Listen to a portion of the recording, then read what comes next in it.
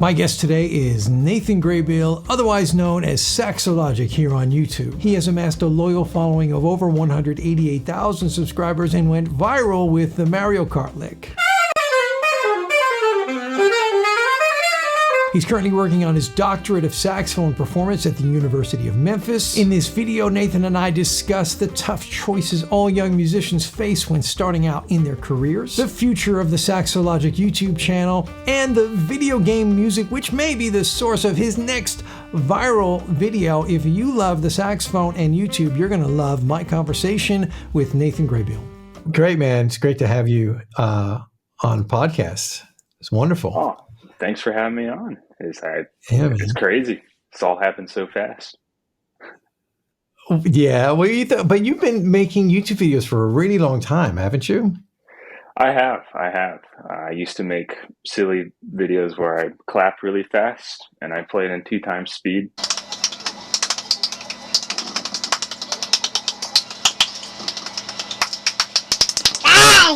When I was 10, I just thought that was the coolest thing ever. And how did that work out? Back then, YouTube didn't have likes or dislikes. They had stars, and the best stars rating you can get was 5 stars, and all mine were like 1.5 stars. Wow. You know what? I think at some point I remember like scrolling down, way down, like at the bottom of your videos. And there you are. You're like just a little kid and you're just like doing silly stuff. But you also, I've noticed you made like the same faces. Oh, do I? I probably do. I guess something. Can we have one? Huh? Can we have a Saxologic face? Sure. It's weird doing in front of someone, but sure. Thank you. I love it. Thumbnail. It's gonna be my thumbnail. It's gonna be great. Thanks, man. Yeah, man. Hey, well, that kind of leads me into one of my questions because I've gotten to speak with you a few times, and I got to know you a little bit. And something you told me last time we spoke was that, Nathan is not like the same personality as the Saxologic. It's kind of 2 different sort of characters. Yeah, kind of. It's tough because I've definitely, when the camera's on, I'm not thinking, all right, it's time to be someone else. I still feel like I'm being myself, but because there's no one in the room, I'm more of my true self. But when there's someone in the room, I've always just naturally been a shy or a quiet type. In school growing up, I was always in the back on my Nintendo DS, just drawing or something. On the DS. Oh yeah, it wasn't allowed, but whatever. Oh, okay. Because in my interactions with you, I've always been like, oh yeah, he's where's the guy from the YouTube videos? You know what I mean? I get that a lot. And I still don't know how to process that.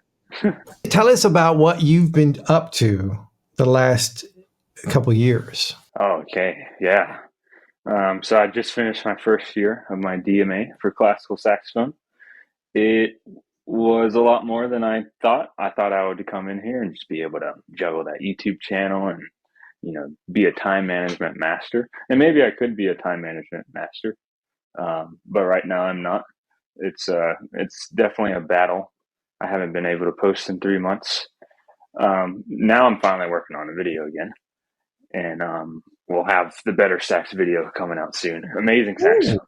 Yep. Oh, great. But I've been learning a lot of new rep. Well, not new rep, but new rep to me. Rep I've never played, like the Alfred Desenclos, the Prelude, Cadence, and Finale. I just wrote a 20-page paper on that too, for my post-tonal theory class.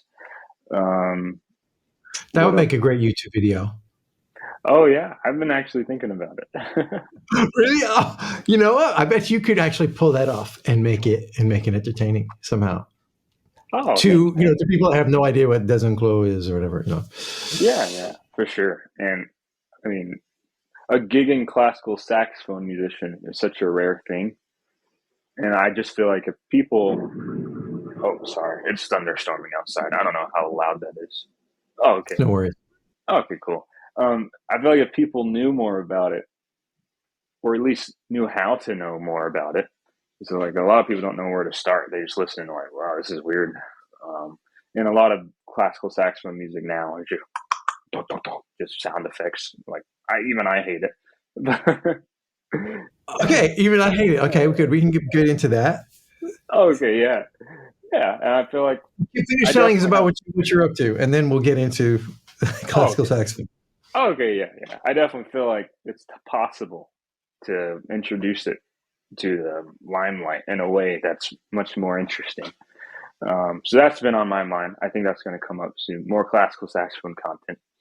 Um, um, but yeah, I've just been. I was also thinking about being a professor or not being a professor, finishing a doctorate, going. Sorry, that was a loud lightning strike. Yeah. And my brother's starting this new band, and it seems so fun. You know, that's like he's my roommate. That's all he does is this work on this band. He's just finished an album. He did not go the school route, and so it's really interesting to see that because I went the school route, he did not, and we kind of have these there's kind of this duality going on. And sometimes his life seems a lot more interesting, but I did make a commitment to finish this. So uh, we'll just see how it all plays out. And that's the sort of thing that's been on my mind, you know, like uh, which path is right for me. It just seems like there's so many ways to go, and it's hard to figure out which one do I want to do. I want to say do them all, but I can't even do school and make videos at the same time. How am I going to do all of those? You know? All right, because now we're talking the paths we're considering. We have your DMA that you're, how much more time have you got to do that? 2 years. You have an additional 2 years ahead of you? Mm-hmm. Wow, that's a lot. Okay. I didn't realize it was so much. Okay. So that's one path that you're on right now. The other path that you've been on for a while is the YouTuber. It's a very successful YouTuber with a lot of fans and people really enjoying your content. That's Thank you. another You path, too. but now you kind of had to put that on hold because the DMA path is kind of overwhelming. Mm-hmm. And then now you've got a third path that's kind of opened up in front of you, which is working with your brother and his band, if I understand Oh correctly. yeah. Uh-huh. And you'd love to be able to do all three of those things. Yeah. But you're in a situation that they're all like, well, you can't do all three of them at the same time. Maybe you can only do one, maybe two, and you have Yeah. to tough choices. Yeah. And during my master's at Frost, you know, I really emphasized on putting out content. That was my highest priority. But I didn't shed as much. And so now I've kind of reversed the priority. Now I shed way more, but now I don't do as much videos. It always feels like something has to go, and I don't want the shed, the practicing to go. So I'm still trying to figure out the balance. So how much shedding are you doing? On average nowadays, I try to get up to 4 hours a day. Mm-hmm. And you mentioned time management before, and like being just whether you're doing a DMA or a YouTube channel or a regular job, practicing is always a challenge. Cutting out the time in your day for it Mm-hmm. and maintaining a regular motivation, right? I mean, that's everybody Yeah. has to deal with that. Mm-hmm. So getting up to 4 hours. So now, what are your are you using any tricks or hacks, or how are you doing it? So that are you doing it first thing in the morning? Are you tell us about that? Yeah. I try to wake up early in the morning. Me on my best day, yes, I wake up early and I get started. I at least get all the warm ups out of the way, maybe right after my breakfast. And I'm also trying to work out more with my brother because he's very fit. And when I don't work out, I can get very small and almost sickly.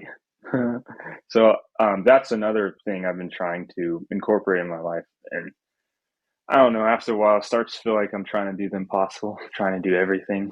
And some things just have to go.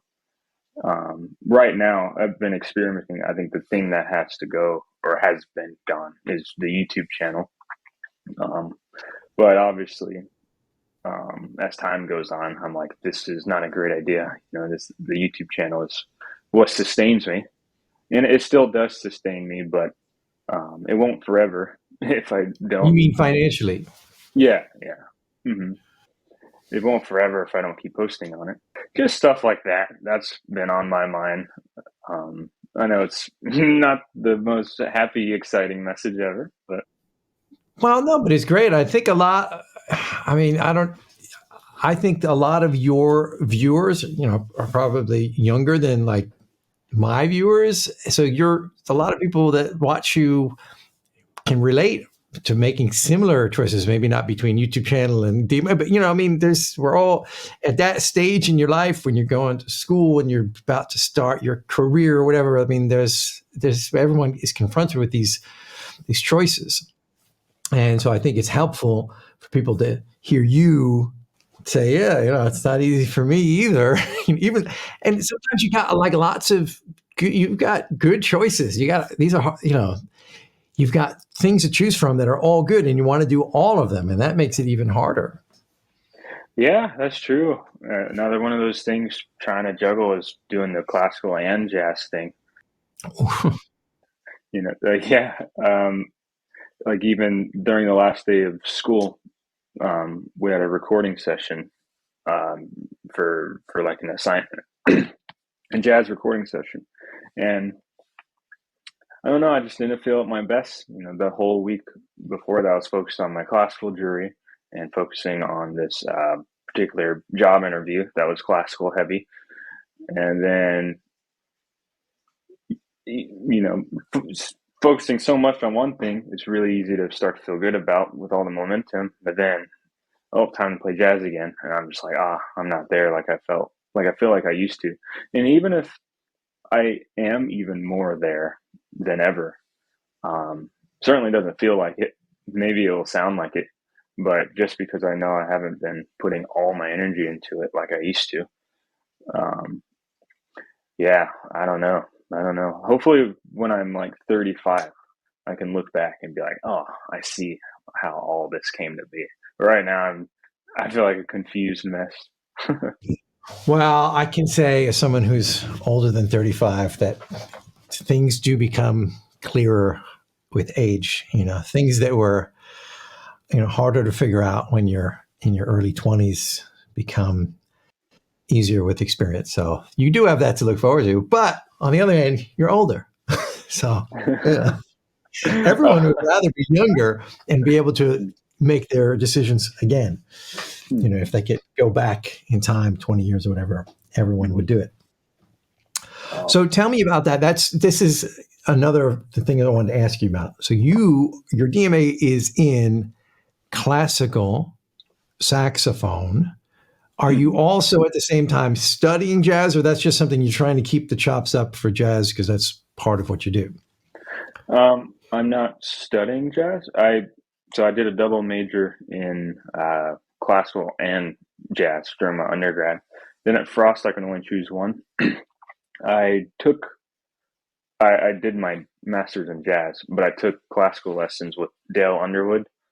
But I wasn't super focused, honestly, on the classical lessons. I didn't practice classical at all during my master's.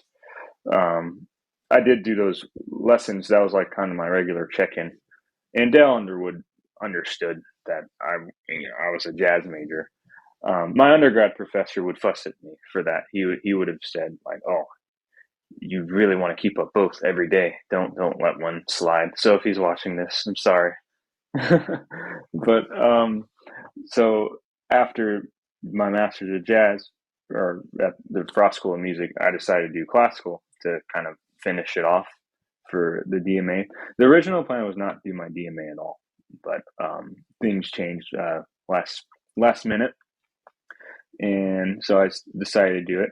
And I really do enjoy classical saxophone when it's going well. And I fell in love with classical saxophone before I fell in love with jazz. I actually used to hate jazz. When I first heard Charlie Parker, I was like, this sounds really bad. Who is this? I was like in middle school, but through time, I started liking it. But I don't know. Okay, so let me ask you a couple questions here. So you did double major as an undergrad, classical and jazz. Then for your master's degree, it was just jazz. Yep. But you still kept up. You were still taking classical lessons on the side because. And then you didn't plan to do your doctorate or your DMA, but then last minute something changed and you did, but it's in classical saxophone rather than jazz. So maybe you could clarify what happened. Why? Oh, well, I definitely still do play jazz. I'm in Memphis, Tennessee right now. It's the blues capital of the world. There's always a gig. There's so much work here. And so that's how I keep it alive, through the gigs. And I'm also in the jazz combo here at Memphis. There's a lot, but at my school, I'm in one of the premier jazz combos. And we do a lot of gigs all throughout town. And Memphis is a very, very thriving music scene for sure. And so that's how I keep it alive. But in terms of just sheer hours in the practice room, I don't do that as much. I want to, but after a giant classical shed, I'll be honest, I just get a little lazy. In my undergrad, I was a lot less lazy. And maybe it was because I had a friend named Jesse. He's the guy in my classical snob video.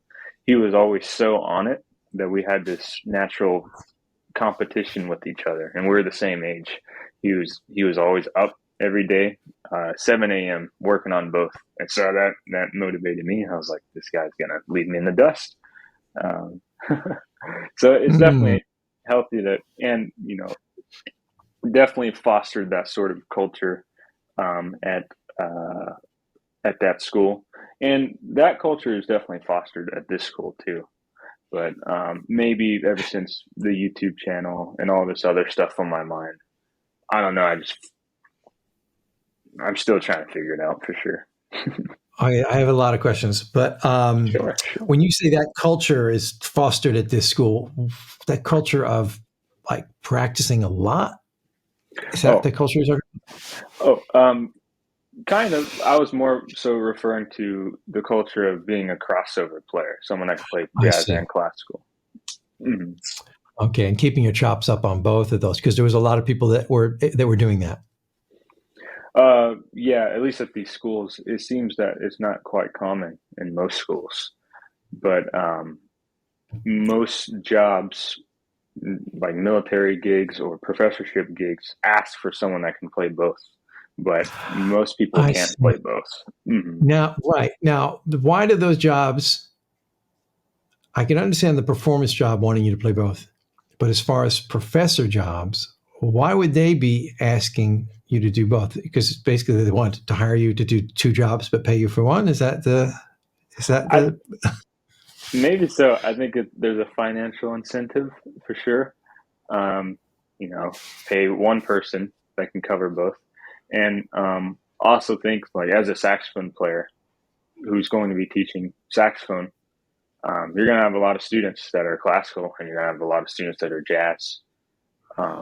So I don't know, if you have a student that comes in who just cares about jazz, but you can only play classical, you might have to tell that guy to move schools or something of that nature, or take lessons with the other professor, which some schools have that luxury, but a lot of schools would rather just have one person. Right. Smaller schools, you mean? Yeah. Mm-hmm. I would think with a limited budget. Interesting. Yeah. I mean, when I went to school for my undergraduate, there was just one saxophone professor who did both, Bob Fobb, he did both classical and jazz, but, the lessons were just classical. And I'm not sure that was part of, I don't know if the school even, because this was a long time ago. I don't even know if they really wanted a jazz saxophone teacher. I imagine by now they must have two. Okay, well, that's super interesting. Why are you doing the DMA though in classical? If you were kind of, why did you choose to do that? I'm curious. Yeah. So I after my master's at Frost, I had four amazing teachers. I had Gary Keller, and then I had Troy Roberts, then I had Marcus Strickland, and then my final one was Patrick Bartley. And after, yeah, I know, crazy. And Right. then, So I'm still like really curious why after with that you wouldn't go. yeah, Yeah. yeah. So after all of it, I started to realize like all the information is pretty much the same after a while. It's just transcribe, listen, really get the details.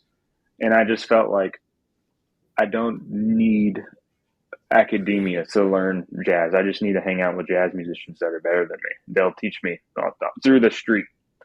But with classical saxophone, I can't learn classical saxophone through the street. You know, that was kind of my Because there's mindset. because there's no gigs really. You can't just like go to a classical jam session with cats that are like way better than you, right? It's like it doesn't exist. So okay. Stop. I'm going to stop you there. Because because I have this other question. Like, so you, after studying with all those great teachers, you determined that the information is pretty much the same. All they can tell you is like, yeah, you got to transcribe players, all the variety of different players and variety of styles, and you have to pay really close attention to the details. You already know all the music. Once you know all the music theory and all that stuff, it's just a matter of doing the work. That's what Yeah, you're saying, doing the work and getting real experience. And you kind of figure that out. I can take lessons from all the greatest teachers and players, and they're all going to tell me basically the same thing. So how many more lessons does an individual need to get that message? yeah, Right. And I think that's fantastic because that's it. Like, and it's easy to say that, like, oh, all you got to do is just transcribe a lot and, do all this. It's the actual doing of it that is, yeah, it is really, that's what yeah, separates yeah, everybody out. yeah. All the music theory. I mean, I would consider myself someone who's really good at music theory. It's one of my favorite things to teach. But with all the information in my head, it doesn't mean I'm just have good solos all of a sudden. Um, I have to build the skills through physical repetition, whether that's through gig experience or practice room or recording. Um, I just felt like no more information was going to get me any better. I just have to go out and do. Yeah. You ever see that guy on YouTube who like transcribed the whole Soul Station album and played it in all 12 keys, every solo? No, I have not seen Okay, that. so this is a real thing. This is a guy, Joe Oh my, Gretzel or something. And he, from memory, played every solo on the Soul Station album oh my in all 12 God. keys. But he Oh, played, so he would go through one tune and play it in 12 keys in one take. Bang. And then, so each video is different tune. Okay, it's like, whoa, that's a DMA, wow. right? That's like, you should get a doctorate for that. And then someone asked him, like, oh, so after doing that, you must have been able to just play anything on a saxophone. He's like, not really. It helped, but it didn't turn him into Hank Mobley. You know what I mean? Oh wow. Because, as you say, so there's a certain amount of the experience is probably more worthwhile. The real life experiences has more value than all the transcribing. The transcribing is very, very valuable as well, but that on its own is only going to get you so far. Mm, Interesting. yeah, yeah, that's really interesting. Yeah, you got to go check that out on YouTube. Just do like, Soul Station, all 12 keys, and you'll be like, Okay, yeah. and then you'll be like, oh my God, I have to. And not only that, he said he spent an hour a day on it for 3 years or something, like, just, Oh wow, you're like, that's it. wow. Dang, yeah, I need to try that. Hour a day, that's it. Wow, that's amazing. So another question I have for you, now that you're in both of these worlds and you're studying with the best teachers in both worlds, and I imagine your colleagues, your your fellow students are also, very high level players in both genres. And since you're kind of an expert on this topic, could you answer for us definitively once and for all, who is snobbier, classical saxophonists or jazz saxophonists? Oh, that's tough. uh, I definitely can't generalize blanket statement. I can only speak from my experience. Um, yeah, it's hard to say because at this school that I'm at, because of such a crossover culture, everyone comes to every saxophone event. All the classical watch all the jazz, and all the jazz people watch all the classical. When I was in my undergrad, it was different. We were in a very classical heavy school. I remember one time I heard a professor say to a flute girl that was taking jazz lessons, get mad at a jazz professor there, saying, "Hey, why are you teaching her jazz? She never asked for my permission, and she must do." It was something along like, she needs to quit what she wants to do and do what she must do. This is ruining her technique and all that stuff. Oh, And yeah, so, the ruining your embouchure. yeah, Ruining yeah, your embouture. Like, that's still going on. Wow. yeah. Was And that another, professor, was that somebody who was like really old, or was that like, not really because old. that's such an old idea, and it's like that was big, like when I was in school, but I would think by now that's got to be dying out, that sort of thought process. Yeah, I don't know. I mean, that professor played jazz as well on their instrument, but it was it wasn't that. It was like a classical person saying they play jazz, that sort of thing, rather than Hmm. someone that really plays jazz. And Hmm. and I even remember another professor asked the jazz director there, it's like, "Hey, can you come to our class and teach us jazz in 1 hour?" Just that sort of thing. And then Yeah. someone Yeah. was like, "Jazz is fun music, music for fun." Right. And It's not serious. yeah, The serious book is over here in the classical department, when yeah.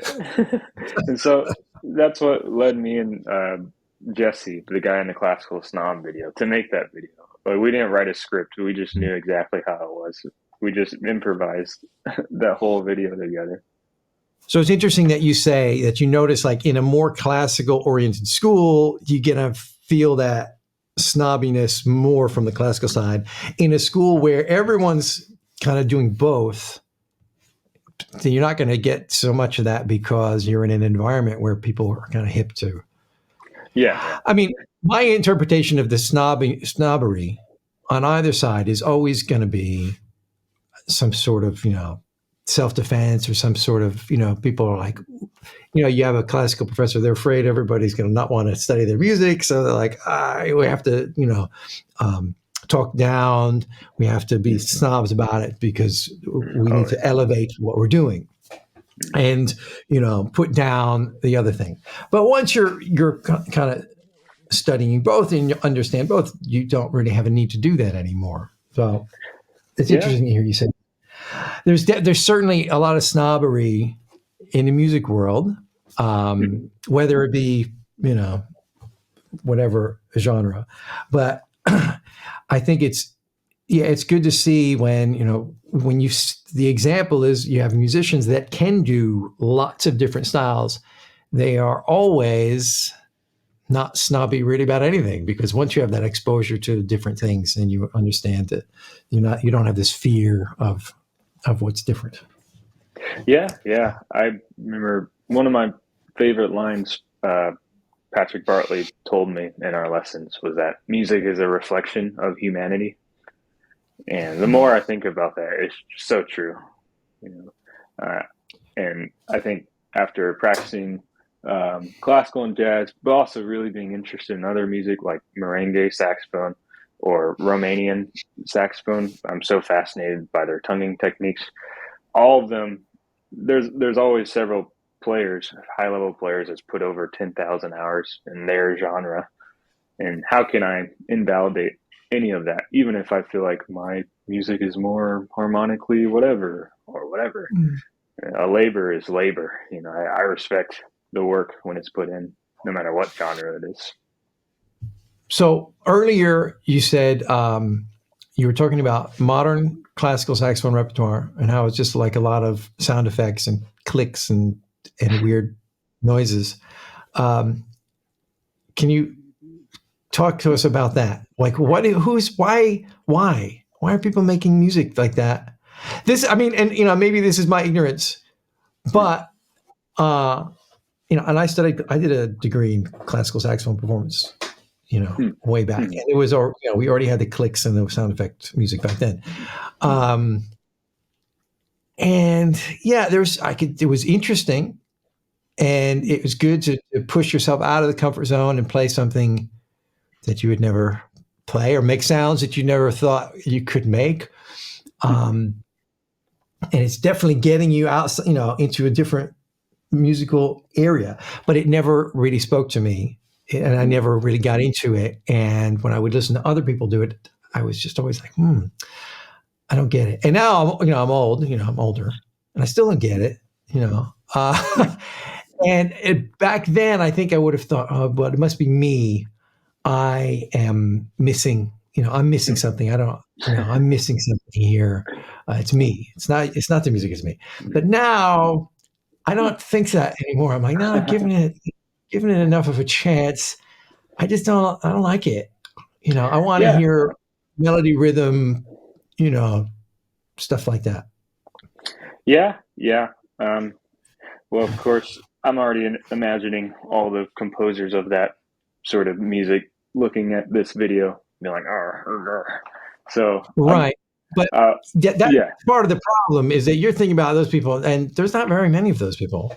There's a lot more people that, there's a lot. They're really the minority, those people. So go on. Well, my answer is going to be totally opinionated, subjective, as all opinions on music.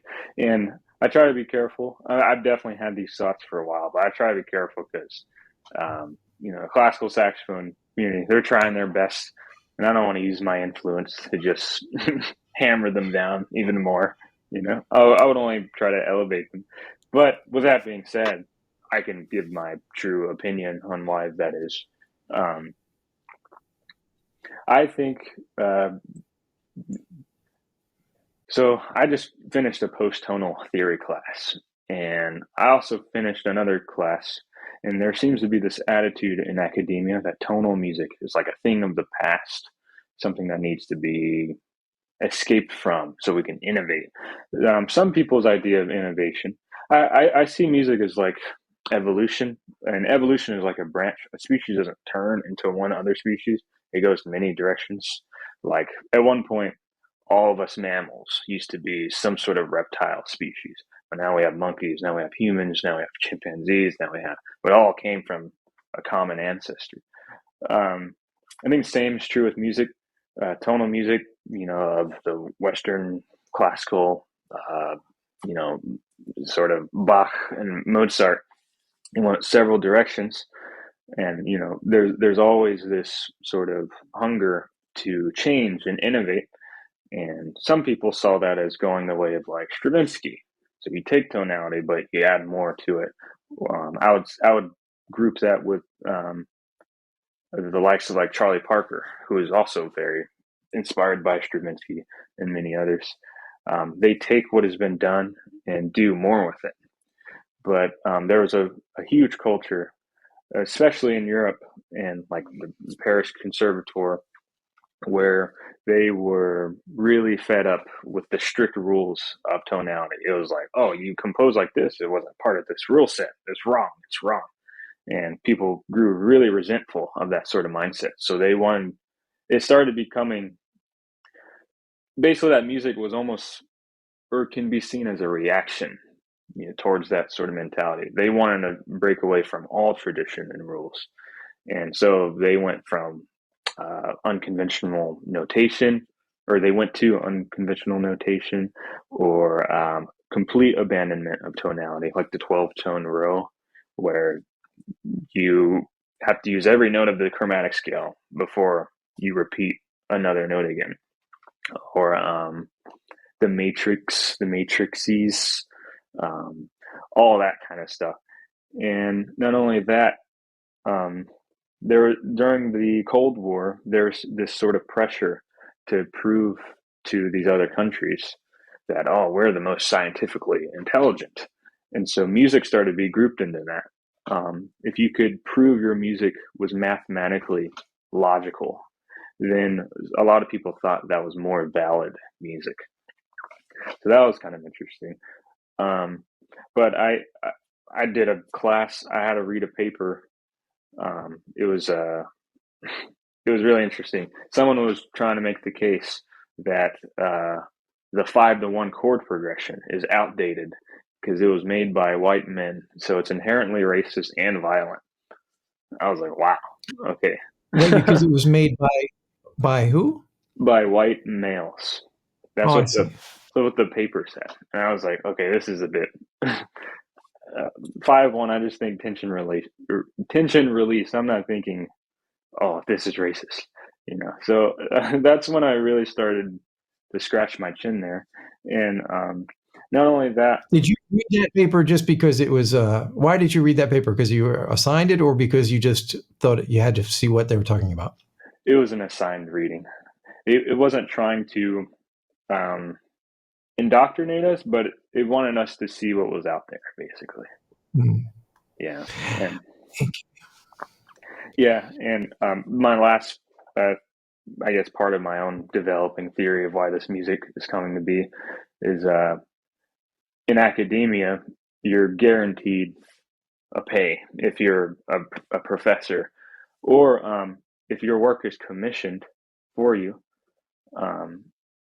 then you're already paid before the piece is even finished. So I think when society all summons a piece as good, those are the pieces that strike to us, because most of society don't want to learn how to like a piece. They don't want to put effort into listening to a piece. They just know if they like it or not immediately. So when millions of people like a song, they probably liked it instantly, and they're not extreme hardcore theoretical musicians that are looking for the math. Whereas in academia, if you're commissioned a piece, you're already rewarded before your piece is even written. Your piece can sound however it wants to sound. Then you unleash it, and then it's going to be performed because you're already paid for it. So I wonder if that has anything to do with it. And there's definitely that pressure to escape tonality because it's a thing of the past. You must do new things, new music. Right. So it's almost like, it's not almost, it's if a composer in the academia world were to be commissioned to write a piece, the most out there thing they could do would be to write something that sounded good to the average listener. That would be like that would just be the most rebellious thing they could do. Maybe if you want to be, post. Well, I have to come up with a new name. Can't call it post-tonal anymore. But if you really want to be innovative now in academia, you'll just write something that's, based on the major scale and, a lot of 5-1 resolutions. I don't know. When was the last time somebody composed something in academia that, was tonal or that sounded good? There's definitely more of that coming about. Like Tim McAllister, he's been on tour, premiering brand new pieces that are beautifully tonal and still refreshingly new. Stephen Banks, he just premiered the Billy Child's concerto. I don't think it's released yet, but it will be. But I watched it live. He has to finish the tour premiere of it. He's becoming, if not already, like the most important classical saxophone player. I think this premiere is the most amount of live performances of a premiered saxophone concerto in history. I think he's doing 10, and this even more than at least I've heard, even more than what Timothy McAllister has done in his previous premieres of like the Adam Concerto. I think he set the record before, but definitely fact check me on that if before you post. But yeah. So tonal music is making a comeback, you're saying, in the saxophone repertoire. Yes, I think it has hope for sure. I did a podcast recently with Jess Gillum. Do you know Jess? Oh yeah. Mm-hmm. I never talked to her, but I know she. Oh yeah. Well, she's lovely, and she's well around your age. You know, you guys are in the same sort of generation. She's classical saxophonist, and she just premiered a piece, a tonal piece. That sounds lovely too. So sweet. That was nice. That was nice to hear. Yeah, I mean, I don't see why. To me, you know, this is a topic in jazz that's always coming up. It's like, well, we need an audience. We need to keep the audience going in order to be able to have, you know, people come to the concerts and buy the tickets and buy the records or whatever, you know, we sell nowadays. I've gone out of focus. You know, that's part of the job as a musician when you're not, you know, when it's not super popular to the masses.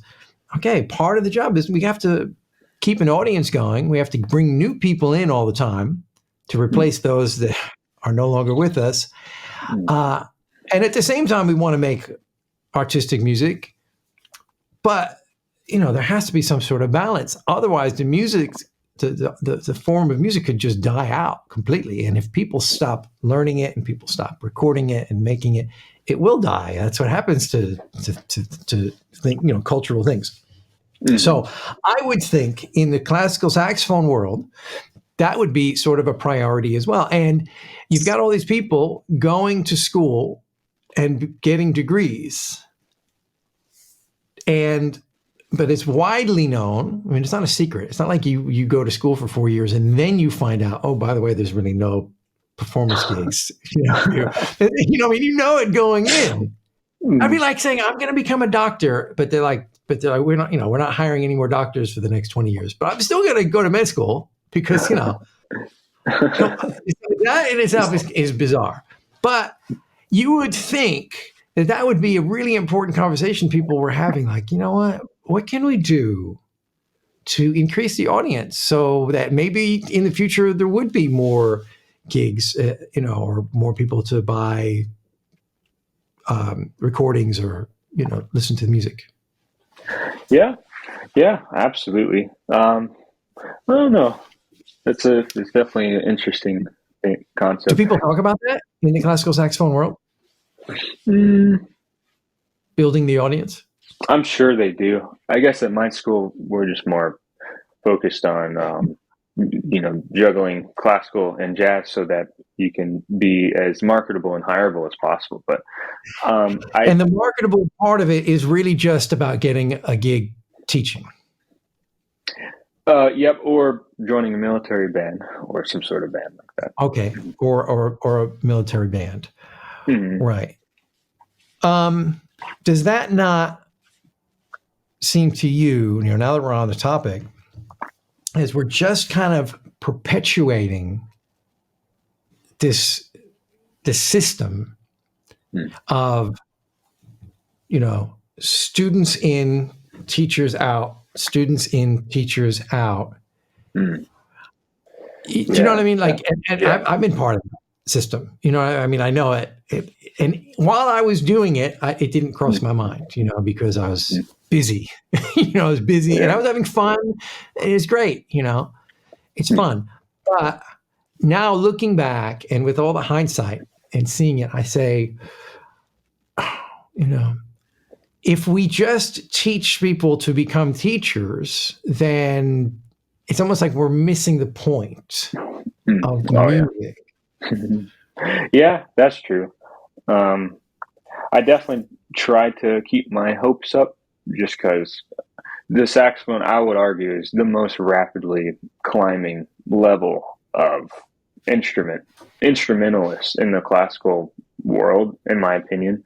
Maybe because most of the other instruments have been around longer. Maybe they've reached a sort of ceiling that's more resistance to push higher. But I mean, even 10 years ago, the average high school saxophone player is nowhere near as the average, or nowhere near as good as the average high level high school saxophone player today. I searched like a Texas all-state saxophonist, saxophone quartet of like now, and they're unbelievable. They sound like the greatest graduate students of many schools.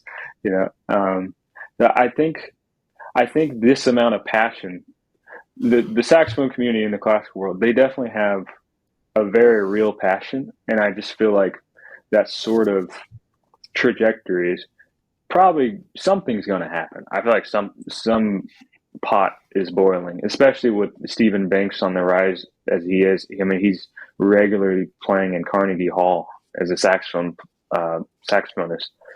as a classical saxophonist, and he just premiered this really amazing performance. I can't wait till that's out. I really hope the whole world hears that.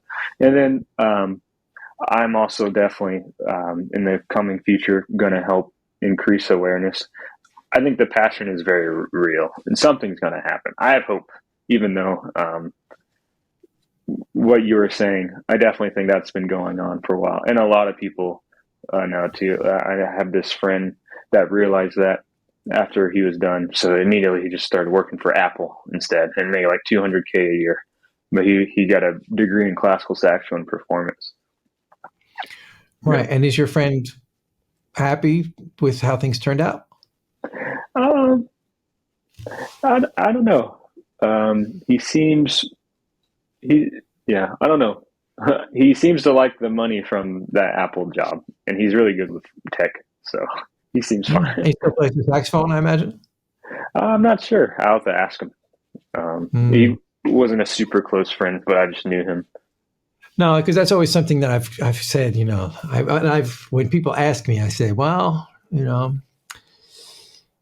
if you're gonna study music, and you be aware that you're probably going to make a lot less money than people that are less capable than you are, because it's hard, as you know. I mean, it's really hard to get a music degree from a good program. I mean, you got to be on it, and you got to work really hard.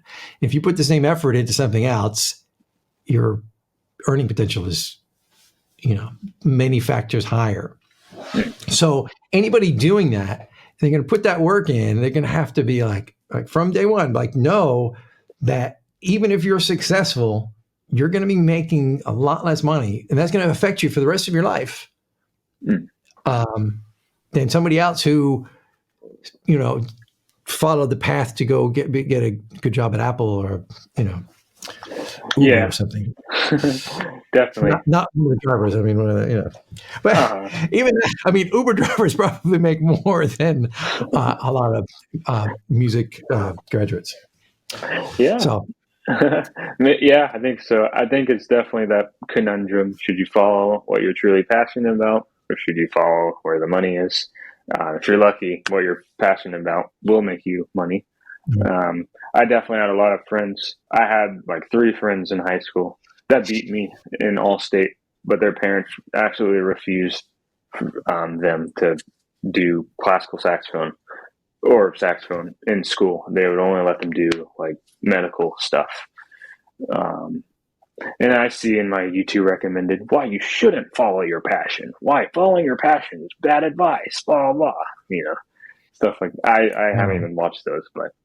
Well, it's interesting. So you followed your passion. No one stood in your way. You were able to follow your passion. I did the same thing.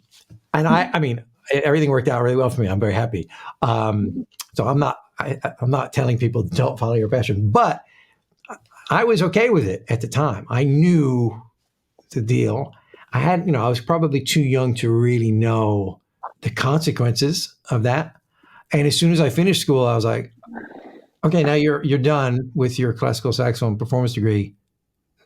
you have to get a job. And there, you can't, there is no, especially since I didn't even go for education. Everyone else was going for an education degree. I went performance just because, and then so I had to go work it. That's when I learned how to fix saxophones. And I was working in music stores and I started playing, doing club dates and doing all that stuff. And then by doing and teaching, but by doing all these different things, I somehow pieced together some sort of a career. But you kind of have to be ready, because you got to be ready for that. Or you have to be like, okay, I'm going to get a job teaching, or in the university or public school, whatever, and be on that path. And the thing is, are you then doing your passion? Was your passion to play music, or was your passion to become a teacher? Yeah, that's true. I definitely wanted to be a teacher for a very long time, just because I love the idea of passing your information to the youth like a baton, and so they can get to where you are a lot sooner and carry on from basically pick up from where you left off, but way younger than you. I love that idea because that's how the music keeps advancing. But nowadays, maybe I shouldn't go too into detail, but I find myself getting burnt out. YouTube, was that where you were going to go nowadays with YouTube? Or no? Oh, I was going to say, I used to really grind Zoom lessons, like one-on-one lessons, through the summers, and I would teach like 20 lessons a week. And after a while, maybe I did too much. Maybe I burned myself out. But I find myself really uninterested in teaching one-on-one lessons unless I know that they're really serious. I don't have an interest in trying to be someone's inspiration, or try to motivate them if they're not motivated already. Like, I want them to have that themselves. I don't want any of the pressure that I have to be that person for them. I put my videos out there for whoever wants to see it, but I'm never pushing out the content like, hey, watch my videos. I just upload it and like, all right, whoever wants to watch it can watch it. That's always been my mindset. Oh, I like that. You don't want to teach lessons to people because presumably when you're grinding Zoom lessons because you're making a living. So, and I used to teach. At some point I had like 30 students, like half-hour lessons, So it's like, that's a grind, and and they were young kids, and that's like, okay, you're that's paying your bills, and that's better.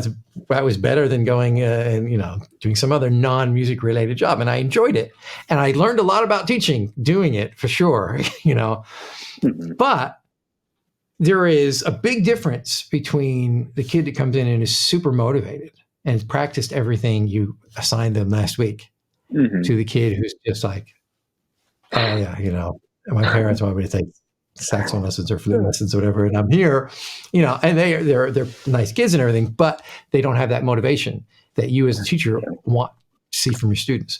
So yeah, I totally understand that, and then it just becomes, I'm doing this to make money, rather than I'm doing this because this is my passion. My passion is passing on the information to those who really want to receive it from me. Yeah, absolutely. I think there's people that really specialize in those unmotivated sort of types. They really know how to relate to them and really make them realize how their life can improve through this music stuff. But for me, I'm just a nerd. I want to talk about the theory. Like, I'm already interested in this. I just want to talk to someone who's already interested too, for their own reasons. I became interested through my own reasons. But I definitely think, my way of doing things is not any better or worse. It's just a type. I've come to understand there's a type of teacher for every type of student. And I think everyone's important. Like, we're all a piece of the puzzle. But I've just come to understand what piece of the puzzle I am. And anytime someone, at least lately, it just seems to be getting worse and worse. Anytime someone's like, hey, can I take lessons? it takes a lot for me to start considering it, because if it's just a hobby, if it's just for fun, they just don't know yet, I don't want it. 2 years ago, I would have been like, yeah, let's do it. But now I'm just like, my friend gives lessons. I can refer you to him. That sort of thing. Is this because you've kind of realized that, that's kind of something that I realized. I remember at a certain time, I just thought, if I could just get a lesson with so-and-so, that'll sort everything out. If I could just, if I just had the right lesson, then everything would work itself out. You know what I mean? And then at a certain point, you realize, no, it's actually, you already know all the information. It's a matter of doing the work. And so I wonder, is that part of it for you? Because you see people asking you for a lesson because they think the lesson with you is going to get them where they want to go, but you just, what's going to get you where you want to go is doing the work. Yeah, I never thought of that, but now that I definitely think that influences it for sure. The sort of one and done lessons, just they can be useful. You might get the small bit of information that, sometimes that small bit of information is everything. Just came off this airport 2 days ago, and I was looking for my rental car. The lady referred to me where it is, but the directions were really, really fast. I didn't really catch it, and then she left, and the whole thing closed. So it was just me at midnight. The airport's closed, and I'm looking for this rental car. And I'm searching every lot. I cannot find. I'm smashing my keys, just trying to get that car alarm. And I literally walked around till 3 a.m. and I couldn't find it. So I just fell asleep on a chair. And then they opened at 8 a.m.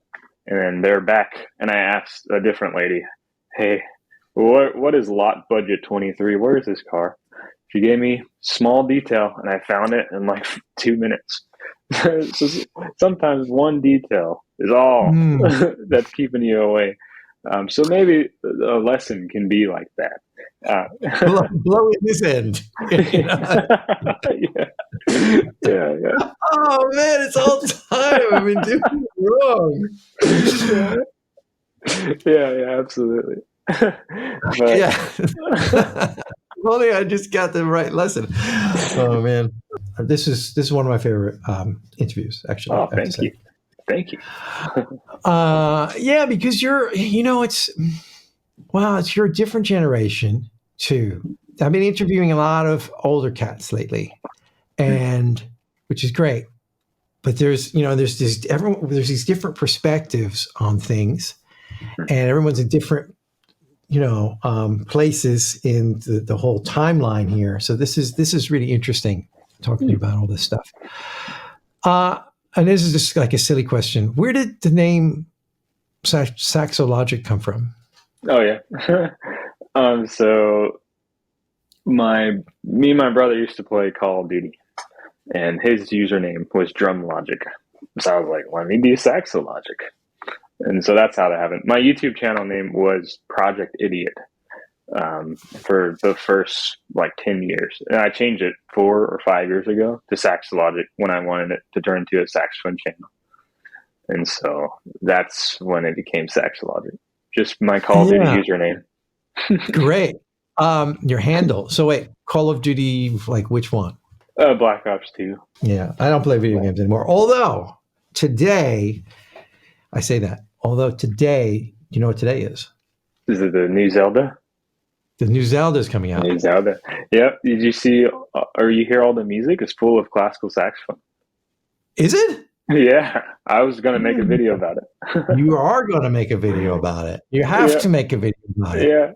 Okay. I will. I was literally wondering that today because my daughter it's a game. So she's going to come home from school and we're going to play it together. This is something we do together. We play some Nintendo Switch.